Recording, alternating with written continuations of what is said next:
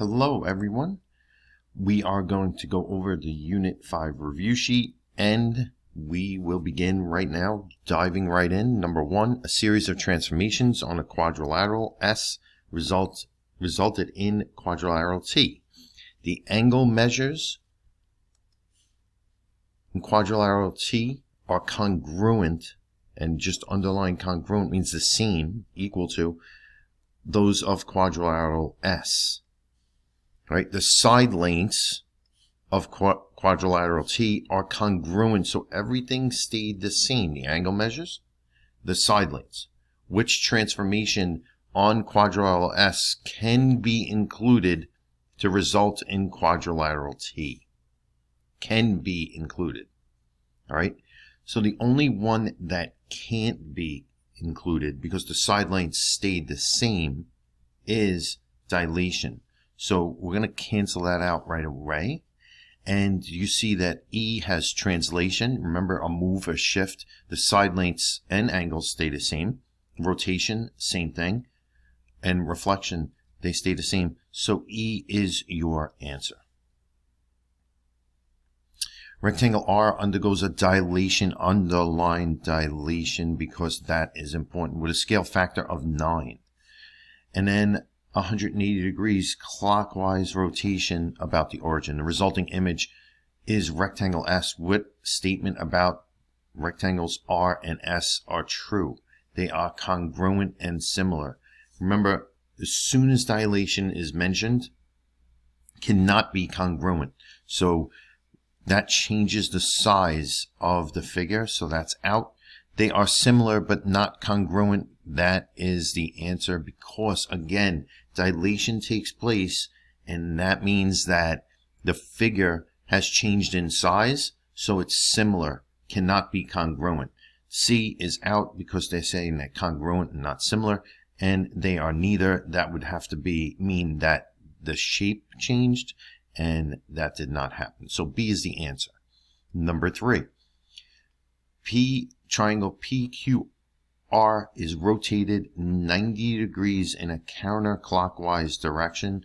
Remember what we say all the time, draw a clock right here. That's a pretty bad circle, but 12, 3, 6, and 9. Counterclockwise, just go like this, counterclockwise, against the clock, the opposite the way the clock goes. So we are going to rotate that 90 degrees counterclockwise. All right, so we will do that, and we are going to go right here. Now you don't have to draw it, since you basically don't have to do anything except for rotate your page 90 degrees counterclockwise, and that is what the answer is, because this is not a sequence. This is just one thing that's happening. So Q, we're going to put down as -2, 0. So -2, 0 right here, that works out. -2, 0, that works out. All right, P is -4, -1. P is -4, 1. All right, that's out. -4, -1. And then R prime is -3, -5, -3, -5. D is your answer. Again, no need to actually graph it, because it's just one thing that's happening, and they're just asking you for the quadrants, they're just asking you for the coordinates, and that's it. That's it. That's the answer. And D is your answer there. All right, number 4, a sequence of transformations was applied to an equilateral triangle, equal on all sides, in a coordinate plane. The resulting transformations that were used were rotations, keeps the figures the same shape and size. Reflections, keeps the figure the same shape and size. Dilations, changes the size. So which statement is true? It will change the size, right? It will change the size. So it will be an equilateral triangle, okay, with the same side lengths as the original. No, the side lengths will change because of the dilation. It will be an equilateral triangle with all angles increasing. The angles never increase, right? The angles never increase. It will be an equilateral triangle with all side lengths changing according to the dilation. Yes, it doesn't change into a right triangle. That's ridiculous. All right, so C is your answer there. Number 5, this is a sequence. Okay, so we're just going to see exactly what's going on. A reflection across the x-axis. All right, so first off, you really don't need to use this graph at all. It says that which sequence of transformations will result in a figure that is congruent. So that means it has to be the same size. Anytime dilation is mentioned, it is similar only. So it's just saying congruent. So a reflection across the x-axis followed by a dilation. Nope. Dilation will make it similar, so that's definitely not congruent. Rotation of 90 degrees counterclockwise, followed by a dilation. Nope, dilation will change the size. Dilation, nope, that will change the size. Of a scale factor of 2, change the size. Let's see what D says. Rotation of 180 degrees counterclockwise, and a reflection. Yes, this will make a figure that is congruent, an image that is congruent to the original. And that's it. D is your answer. Okay, which sequence of transformations on figure P can map this triangle A, R, J, this one, to this one, A prime, R prime, and J prime? So it says a reflection over the x-axis, and I'm thinking it's not a reflection over the y. All right, reflection over the y would be this way, and that's going to be off the page. They don't even give you what the other side, quadrant 2 or 3. So it's definitely going to be a reflection over the x. We just have to do that reflection, and that's what I'm going to do right now in green. So reflection over the x, the R would be here. That's the R. And then the J would be 1, 2, 3, 4, 5. 1, 2, 3, 4, 5. And that's the J. And the A would be 1 up from that, and that's the A. So think about this. Oops, that's a bad. Let me just get that out of there. All right, and this would be A. So this is the triangle.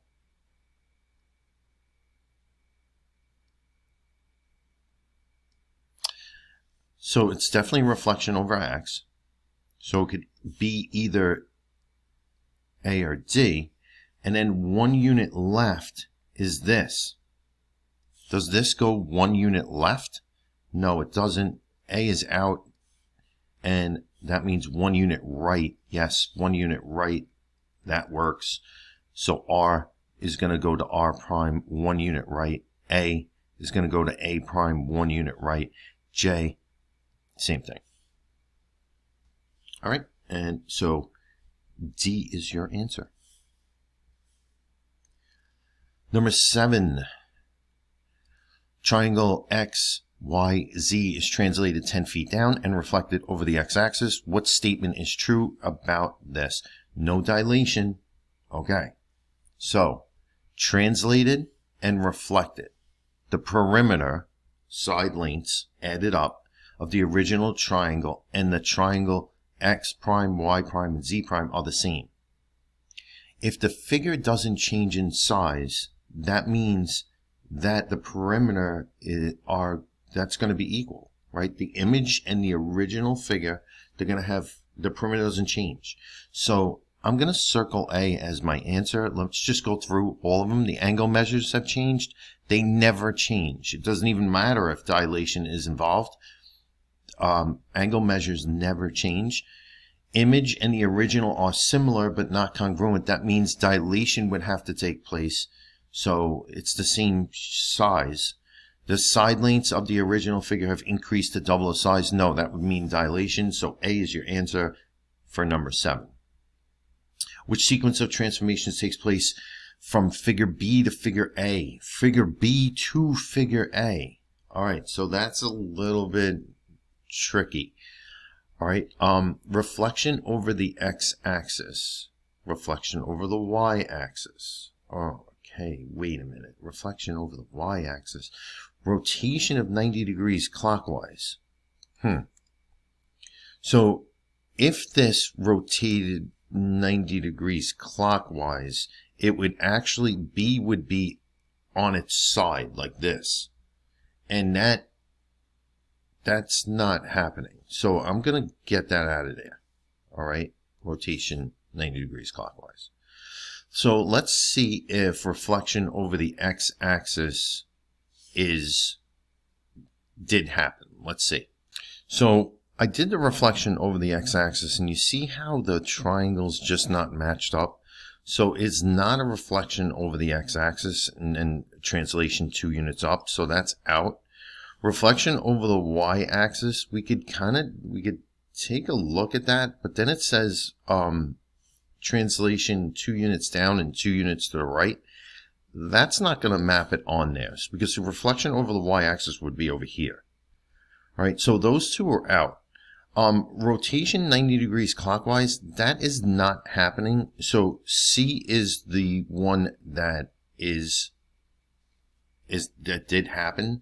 Even though I'm not doing it, I know that by process of elimination, if I rotate this, which is in quadrant 3, it'll be in quadrant 1, right? And then you can move it 14 to the left and 3 down, and it would map it. All right, so I'm going to get rid of this because that is definitely not the answer. It did not reflect over the x. So you could rotate 180 degrees clockwise one of two different ways. You can turn your paper. You could rotate your paper 180 degrees clockwise, and you see where B is now? That's what I would have to graph. All right, so, and then there's another way where you use the rule. And just remember, the rule for 180 degrees clockwise is just changing the signs of whatever coordinates that you have in the original. So B is the original in this case. So I have -6, -3. So that would become 6, 3. So I'm going to go ahead and graph that. And then -10, -3. So +10, +3. And then -7, -8. +7, +8. And you see now that it's in the triangle's in that right position. So it says the next thing says 3 down and 14 to the left. So I'm going to go 1, 2, 3 down, and then 14 to the left. 1, 2, 3, 4, 5, 6, 7, 8, 9, 10, 11, 12, 13, 14. So this point matches with this point. So that's enough for me. I just did that one point. If you do all the points, 3 down, 14 to the left, this will match with this. And then 3 down, 14 to the left, that'll match. So C is your answer, and that's it. All right, so here we go. Which statement about the resulting prime image will be true if it is rotated, let's see, rotated 90 degrees clockwise. So remember, draw your clock to help you out there. It's a little bit better. 12, 3, 6, 9. All right, clockwise this way. So here we go. 90 degrees clockwise. We're going to go that way. We don't have to graph it at all. We're just looking at this square. All x and y coordinates will be positive. Yes, they will. It is in quadrant number 1. And that's basically it. A is your answer. Number 10, rectangle ABCD would be dilated by a scale factor of 0.5. Just remember, anytime that you dilate something to a factor of 0.5, you're halving the number, right? It's like dividing by 2. So you're multiplying by 0.5. So let's start with A. A, the original, is 6, -6, -1. If you use your calculator, if you want to bring up your calculator like this, -6, -1, -6 times 0.5 is -3.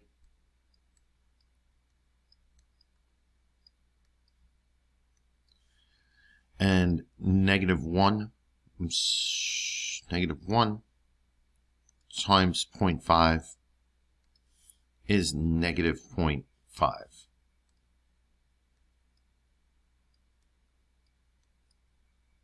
All right, so I'm just doing that one, and I see that A prime is good right there. B is right here. Okay, so that's out because this is your A prime for B.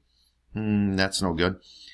This is A prime. That's no good. Some other coordinates? No. A is your answer. All right, if you do all of them, -2, -1. Sorry about that. I messed up there. Just never mind. This does not work. -6, -1 are the original coordinates, so that's out. So A would have to be -3, -0.5. So -3, -0.5. So B looks like it's going to be the answer because -12, -2, that would be dilation to a factor of 2. So that's why C is gone. And some of the coordinates, that's basically not happening. But let's go ahead and do B. -2 times 0.5 is -1. And -1 times 0.5 is -0.5. So now B matches up. And obviously B is your answer. You could do the rest of them. -6, -9 would come out to be -3, -4.5. And then D would be -9, -2, -9. That would come out to be -1, -4.5. This is scaled to a factor of 0.5, so the figure gets smaller, and B is your answer. Look at the stair-shaped graph below. If the figure is rotated 180 degrees counterclockwise, remember counterclockwise is this way. So you turn your paper just like that on when you have your test. And what will change about the stair shape? The area does not change unless it's dilated. All right, the direction the steps are facing. Okay, that's okay. So here we go with this. This is the original. This is the image, and we are going to do figure A. This is the original. So we're going to go 8 to the left. 1, 2, 3, 4, 5, 6, 7, 8. And 4 units up. 1, 2, 3, 4. So this is my A.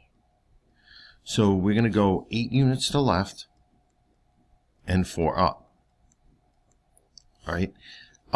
A, but the thing is, if I go 8 units to the left and 4 up, and that's my A, right? It still gets smaller. So it's not a scale factor of 2. So that one's out. But this one says 8 units to the left and 4 up as well. And it says scale factor of 1/2. This one also says scale factor of 1/2. This one also says scale factor of 1/2. All right. So it could be B, C, or D. But let's try B. So we have A right here. And I'm just going to take this point and I'm going to scale it to a factor of 1/2 and see where it lands. It's -6, 6. So that means it'll be half of -6, which is -3, and then half of 6, which is 3, and that works. Let's just take one more just to be sure. 2, 6. All right, B. And so we're going to do 8 to the left. 1, 2, 3, 4, 5, 6, 7, 8. and then 4 up. 1, 2, 3, 4. So that's there. All right, so now we have B, and it's -6, 10, which would be -3, 5, and it works. Okay, so B is your answer. Okay. Number 13, a rectangle R undergoes a dilation with a scale factor of dilation, there we go, and a reflection or a rotation, resulting image S. So reflection after that and a rotation. It doesn't matter how much by, it doesn't matter. Just if it goes through a dilation at all, if dilation is mentioned, it is not congruent. So they are congruent and similar? Nope. They are similar but not congruent? Yes. All right, just remember, if dilation is mentioned, that means that it is not congruent at all. All right, number 14, figure A can be transformed to create figure B using a sequence of transformations. It does not dilate. Look, A and B are the same size. So I'm going to cancel out immediately anything with dilation. Gone. Okay, so rotation is typically the last thing that I try to do because I don't like to rotate at all. So, but the thing is, if I rotate, I know that A going to B. Do you see how it like gets into that, like the figure actually seems like it turns? But let's see if it does. So this is pointing down, right? The way B is. Let's see if I rotate it and it's going from here to here. Let's see if I rotate it and it goes down. Yes, it does. All right. So a rotation and translation. So that looks like it is going to be it because it does get into, let's see, 4, 1. All right. So this looks like it will map onto B, a rotation of 180 degrees, right? And then it has to move up to here. So that's a translation. So it's definitely rotation and translation. It is not a reflection. A reflection would not get it like this. So that's how I would do that one. Number 15, point P is at 0, 0, and it passes through the point. I'm sorry, the circle is centered at 0, 0. It's centered right here, and the point P is located at 2, 0. The circle is dilated with the center of dilation with a scale factor of 2. If the circle is dilated to a scale factor of 2, and then translated 3 up. So the first thing that happens is a dilation of a factor of 2. So instead of 2, 0, scaling it to a factor of 2 would be 4, 0. So I'm going to move this to 4, 0. And then it wants me to go 3 up. Okay, 3 up, 1, 2, 3. So the first thing that I did was scale to a factor of 2, and that became 4, 0. Then I moved it 3 up like they wanted, and my coordinates now, my new coordinate is 4, 3.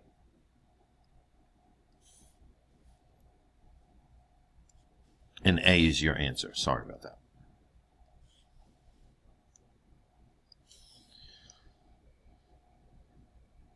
All right, number 16, look at the triangles ABC and DEF. Which sequence of the transformations can map ABC, this is the original, onto DEF? All right, so we are now, this is a lot of, all right, so 2 of them are saying counterclockwise rotation. Counterclockwise rotation, followed by translation, followed by reflection. All right, so let's see, let's just do that counterclockwise rotation first and then map it on there. So counterclockwise, remember, draw your clock 12, 3, 6, and 9. Counterclockwise is this way. So that's how we're going to move it.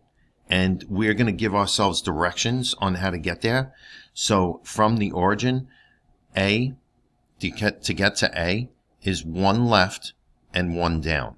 One left and one down. So we're going to go one left and one down. And we're going to put A here.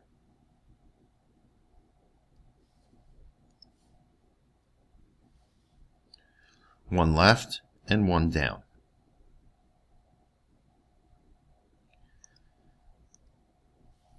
All right, and then we're going to go to B. And we're going to go 3 left and 2 down.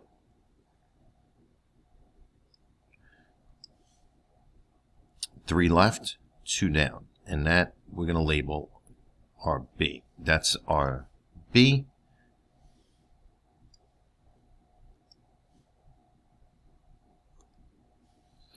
And then one more. C is 1 left, 4 down. 1 left, 4 down. This is my C. And then we are going to connect those points because we have to see that triangle there. Okay. Looks good. So the rotation counterclockwise, that kind of looks like what we needed there. Reflection across the y-axis. Let's see. 1, 1. That map's good. 3, 3.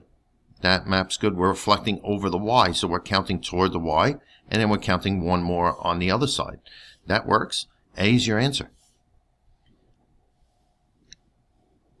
All right, remember it has to be a sequence, so more than one thing has to happen, and that is it. A is your answer. All right, so quadrant 3, right? And then he plots in quadrant 1. So this is quadrant 1, this is quadrant 2, this is quadrant 3, and that's exactly what they're saying, and this is quadrant 4, which in this case, it doesn't matter in this problem. So it's A to B, okay? And it's asking which sequence helps that happen. So, what do you think? Reflection over the x-axis? If it reflects over the x-axis, it goes right here. I had to make that a little bit smaller because it was just a little annoying. So, if it reflects over the x-axis, it goes here, and it's still in the same, and then it says rotate 90 degrees clockwise, and then translate down 1, and then 1 to the left. That's a lot going on. I'm going to skip that one for now, because I don't want to do 3 things. But let's hope it's not 3. All right, and I'll come back to that. Reflect over the y-axis. So reflection over the y-axis, then translate 2 up. So if it reflects over the y-axis, it's still going to be the same rectangle here in the same position. And then if it moves up 2 units and 2 units to the left, it won't map onto B. So I'm out. That's out. Rotate 180 degrees, which would mean that it would be here, but it would still be in the wrong position. Let's just see. I'm going to erase some things. So look, if I rotate this 180 degrees, you see how A is still, it needs to be standing upright, like B is standing upright. So A is not standing upright like B is, all right, but there's still more things that have to happen. Rotate 180 degrees, then reflect over the x-axis would bring it down here. And then over the y-axis would bring it here. So C is definitely not the answer. That's out. All right, and then now this says translate right, 6 units right. So I'm going to take 1 point. All right, I'm maybe going to take this point right here.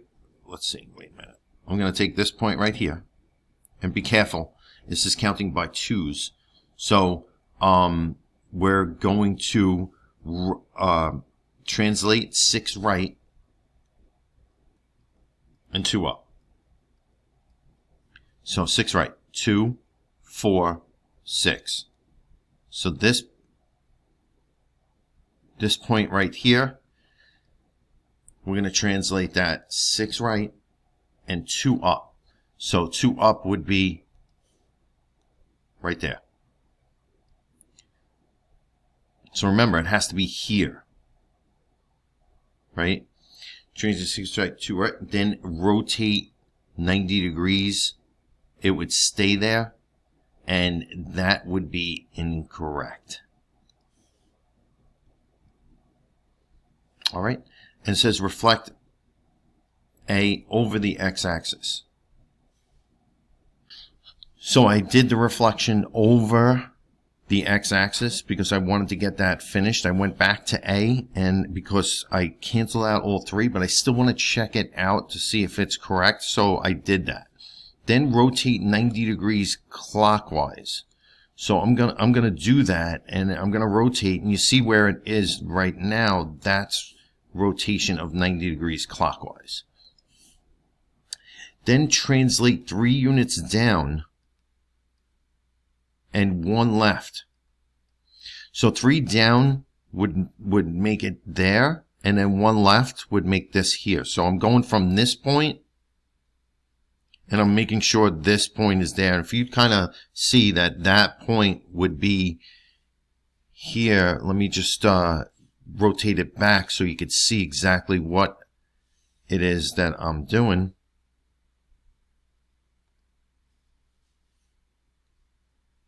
And you see where it is right here. It has to map onto there.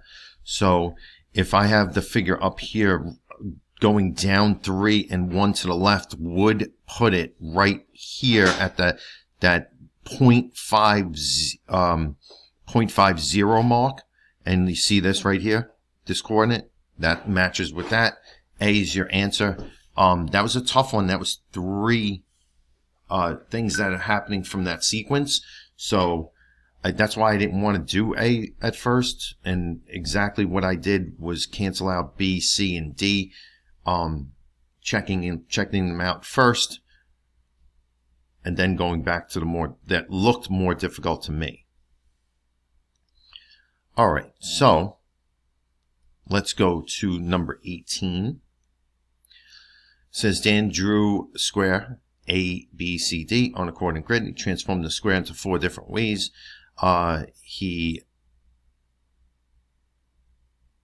Transformation number 1 was a reflection across the y-axis. Transformation number 2 was translated 2 units downward. 3, rotation. 4, dilation. All right, which transformation will produce an image congruent to square ABCD? Congruent. A dilation would create a figure that is similar. This would be congruent and similar. This would be congruent and similar. This would be congruent and similar. Reflection. Remember, reflection, rotation, and translation creates a figure that is exactly the same size. So it's congruent and similar. Every figure that is congruent is also similar. So which transformation will produce an image congruent to square ABCD?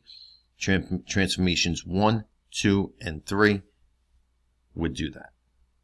If it said which transformation will produce an image that is similar, then you're picking only transformation 4 for dilation. All right, number 19. There is a triangle. Let me just get this in. All right, so triangle DEF is translated up 4 units. We're just going to put 4 units up and 2 to the left to obtain the new triangle, the prime triangle. What are the coordinates? That's it. Not a sequence, pretty easy. It's going by ones, checking it out. 1, 2, 3, 4. And then 1, 2. So I'm going to put that there. 1, 2, 3, 4, and then 1, 2. And there's your E prime.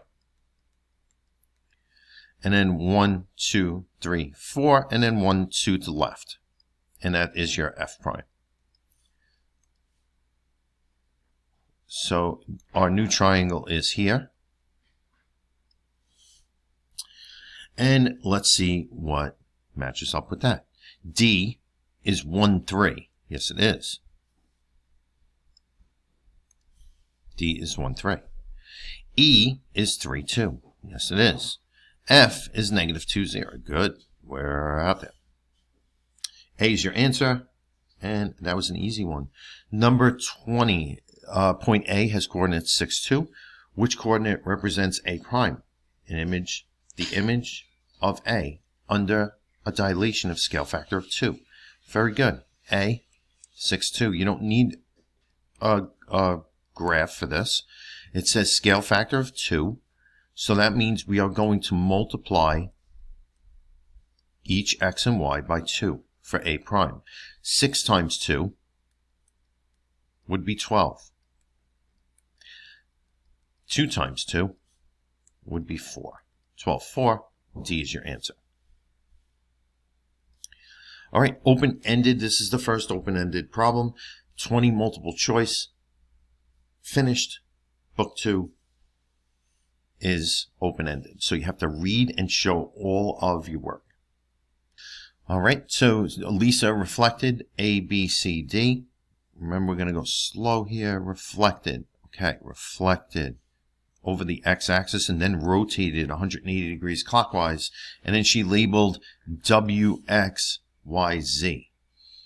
So Bart took the same A, B, C, D and dilated by scale factor of 2 and then translated 5 down. He labeled the final image H, I, J, K. Identify a pair of quadrilaterals from the 3, A, B, C, D, W, X, Y, Z, and H, I, J, K, that are congruent. Congruent. Remember, every figure is congruent and similar. That is congruent is also similar. But they're just saying congruent. So you just have to remember, you're talking about congruent figures, same shape and size.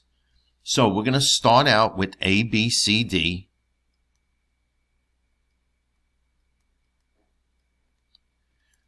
And which quadrilateral is congruent to that? Well, what Lisa did, she rotated and reflected. So W, X, Y, Z is the same shape and size as A, B, C, D, because no dilation took place. And then the second question, identify a pair of quadrilaterals from the 3 that are similar but not congruent. So we're starting with A, B, C, D because Bart took A, B, C, D and then scaled it to a factor of 2, making it similar, only a different size. And that's basically it. All right, describe a transformation on Lisa's quadrilateral that would make the resulting image W prime, X prime, Y prime, Z prime congruent to Bart's quadrilateral H, I, J, K. All right, congruent to. So they want to make it the same. They want to make Lisa's quadrilateral congruent to Bart's quadrilateral. All right, this one. So describe what Lisa could do to get to Bart's quadrilateral. I just wanted to kind of just take a look at what they're asking here. It's a little confusing. Describe the transformation on Lisa's quadrilateral. Describe a transformation on Lisa's quadrilateral that would make the resulting image congruent to Bart's. Bart took the original quadrilateral and dilated to a scale factor of 2. So the only way Lisa could get her quadrilateral to be the same as Bart's quadrilateral, congruent to, is to dilate it to a factor of 2. Right? That's the only way. Because Bart already took the quadrilateral and dilated to a factor of 2. So that means Lisa would have to do the same to make her quadrilateral the same shape, the same size as Bart's quadrilateral. So I just typed it down, my explanation. Lisa would have to dilate quadrilateral WXYZ to a scale factor of 2. Bart already did that to the same quadrilateral ABCD and made his larger. And that's why I put on this side right here that Bart right here, that Bart's quadrilateral is 2 times the size as the original quadrilateral. And Lisa did not dilate it. So that means Lisa's is smaller. So to get that quadrilateral, Lisa would have to dilate it to a factor of 2, and then Bart's quadrilateral and Lisa's quadrilateral would be congruent because they are the same size. All right, and that is that one. That's a tricky follow-up question, but that's the way you would explain it. All right, so this is a sequence that you have to perform. So we're going to do 90 degrees counterclockwise. So this is the original triangle, ABCD. Counterclockwise, again, draw your clock. 12, 3, 6, 9. And counterclockwise is this way. CCW is counterclockwise, by the way. And then we're just going to give ourselves from 0, 0, we're going to give ourselves directions. So this is, C is, well, I'll go to A first. 6 to the left and 2 up. And then I am going to go 6 to the left and 2 up. 6 to the left and 2 up. And that is my A.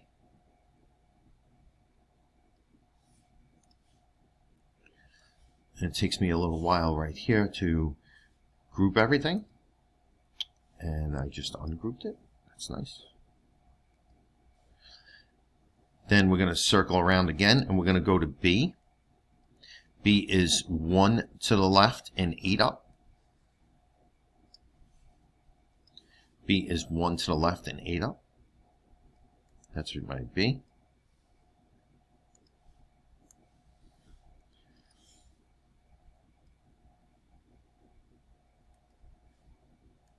And then one more. C is 1 to the left and 2 up. From 0, 0, this is the way you do it. 1 to the left and 2 up. C prime. And we are going to connect those coordinates. So rotated 90 degrees counterclockwise, you're going to have this type of triangle. So we're going to go back and we're going to put a check mark next to A because we're finished with that. Then it says reflect the prime image, which you just did here. A prime, I should label the primes. All right. And over the x-axis. So we're going to have C. We're going to go over the x-axis. The x-axis is right here.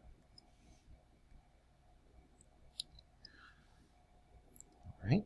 And we're going to count to the x-axis is 2 away. That means C double prime would be 2 away. A is 2 away. That means A double prime would be 2 away. B is 8 away. And I'm using these numbers here, right? I'm not counting every single step. And then B double prime would be 2 away.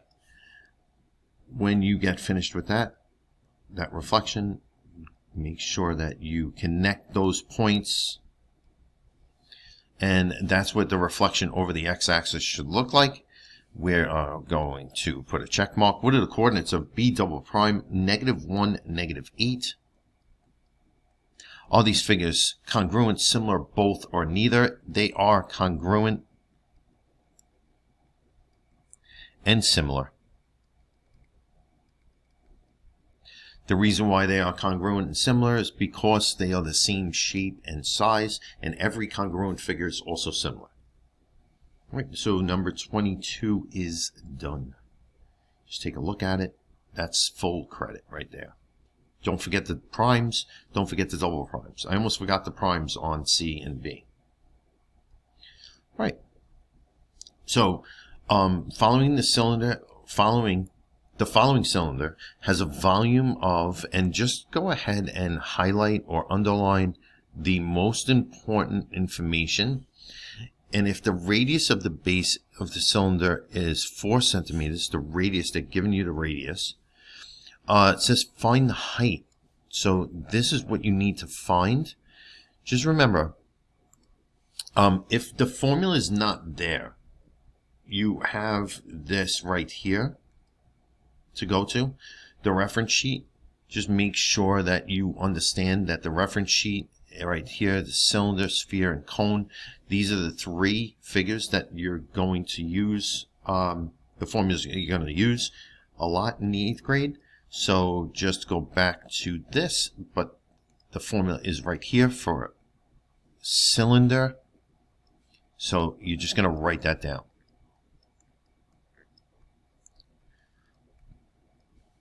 Then you write down your key. Your key is based on the formula.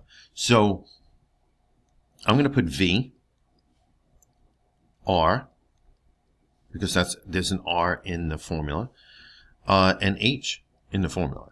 It says find the height, so I'm going to put a question mark here. Right? The volume is 128 pi. Don't forget to put the pi with the 128 because they're telling you what the volume is. It's 128 pi. The radius is given as 4 centimeters. And this is cubic centimeters. Okay, so now we have the formula and we're going to substitute in. Now that we have everything in our key. Instead of V, I'm going to put 128 pi. Instead of I'm going to bring down this pi over here. And then I'm going to use parentheses. I have 4 for the radius, and I'm going to put squared, and then I'm going to put H in parentheses because I don't know what the H is. When I have this down, I'm looking at it, I know what 4 times 4 is. If you don't know what 4 times 4 is, just bring up your calculator and do 4 squared, and you enter, and it's 16. So I'm going to just go ahead and do that and write 16 instead of the 4 squared. It's just a lot easier for me. Now you have to ask yourself, all right, how do I solve for the height? Solving for the height, everything is connected by multiplication. So this is multiplication, pi times 16 times h. So the opposite of multiplication is division. So whatever you want to get rid of, whatever you want to cancel, you divide by on both sides. So I'm looking on this side, and I don't want to cancel out the h. I want the h to be alone at the end. It's going to be h equals hopefully a number. So when I divide, I'm going to divide by 2 things that I want to cancel, and I want the h alone. So I see this pi, I want it to cancel, I'm dividing by that. See this 16, I want it to cancel, I'm going to divide by that. So on the other side, I'm just going to switch it around so the numbers are right on top of each other, and also the pi's are on top of each other. So what happens there is that the pi's cancel out and the 16s cancel out. And look, the h comes down alone. The equal sign comes down alone. The pi's cancel out. So grab your calculator right now and let's see if we can get an answer here. It's the only thing left on the left side is 128 divided by 16, and that is 8.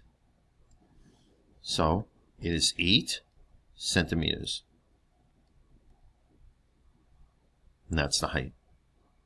All right, 8 centimeters. It is not centimeters cubed. Remember, it's just height. It's 2-dimensional. That's it. All right, so that is your answer for the height of the cylinder. All right, Ronald wants to buy a container that holds barbecue sauce for his McNuggets. He needs it to be large enough for it to hold all of his sauce because he eats a lot of nuggets. The one container is a sphere, that underline that, with a diameter of 6 feet. The other container is the cylinder with a diameter of 6 feet and a height of 3 feet. Determine the volume of each container to the nearest cubic foot. Nearest cubic foot. Which container has the greatest volume? So that's what you're worried about right there. So I'm going to write a key down for the sphere, and I'm going to write a key down for the cylinder. So the sphere. So here's the sphere, has a diameter of 6 feet. So determine the volume. It says to determine the volume for each one. So for each one of these, the volume is a question mark. For the sphere, all I have to be worried about is an R, but it says diameter of 6 feet. So if the diameter is 6, what's the radius? The radius is half the diameter. Diameter is all the way across the circle. Radius is halfway. So radius is 3. So now I'm going to put V equals 4 over 3 pi, and then R to the third. And now I'm going to bring up my calculator, and I'm going to punch that in. So remember, you click your fraction symbol, and then you have 4 over 3 pi, and then 3. And the way you get to the third is you press that caret button, that the pointing up, arrow up thing right there. That's called the caret. And then to the third power. So now you press enter, and you have that mess right here. It doesn't say in terms of pi, all right? It says to the nearest cubic foot. So I'm going to press this double arrow, and I actually get V equals, let me bring that up again, 113. I'm going to put 113 down. All right. So because it's 113.09, and it wants it to the nearest whole. So I'm just going to put 113, and it says cubic feet.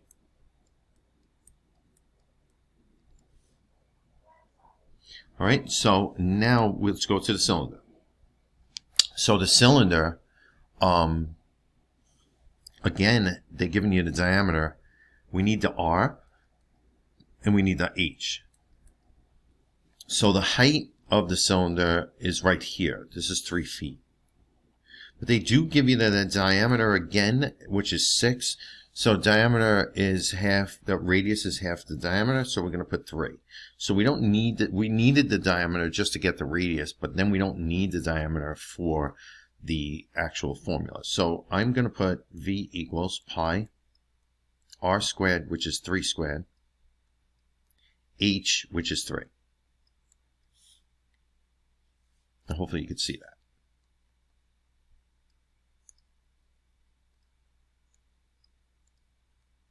Move this over a little bit. There we go.